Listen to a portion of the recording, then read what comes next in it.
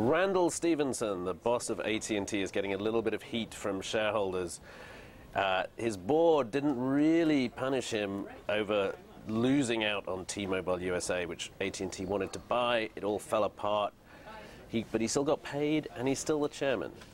Rob Siren, what's the latest? Well, the latest is shareholders have basically decided to kind of take things into their own hand. At least some shareholders have. Right. AT&T, because the deal blew up, they had to pay about $4 billion so far, taking a $4 billion charge for messing up the merger. That's a lot of money. Yeah. And for no benefit. For no at benefit, all. exactly. To a competitor. It's just slipping money out the door to a competitor. Stevenson's pay was cut by about $5 million to $22 million, which I'd be pretty happy to get $22 million. I think you would too.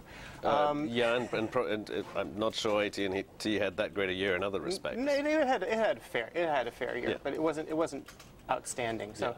The problem is that the board hasn't shown much willingness to stand up to Stephenson. It didn't challenge this merger. Because you wrote when this merger fell apart that either he should be docked on his pay or he should lose the chairman job. He has both right now, which we always think is a bad thing, but he has both right now, and the board did neither, really. And the board did not, exactly. And the board is actually saying, well, we shouldn't strip him of the chairman role either because it robs us of our flexibility.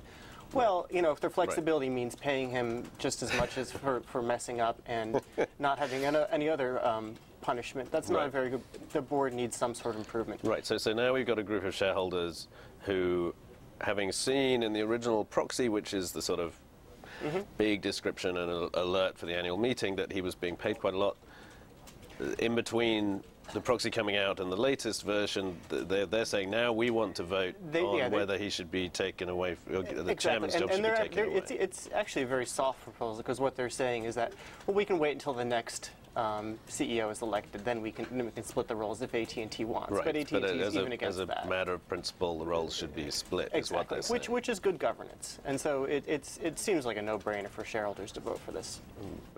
But do you think that's going to happen? It's hard to say. Often management gets what they want from shareholders just because for various reasons. So we'll have to see what shareholders actually think. Okay, we'll leave it there. We'll be keeping an eye on Randall Stephenson's pay and whether he keeps the chairman's job, and what happens to AT&T now that it's not going to merge with T-Mobile USA. And we'll have more breaking views tomorrow.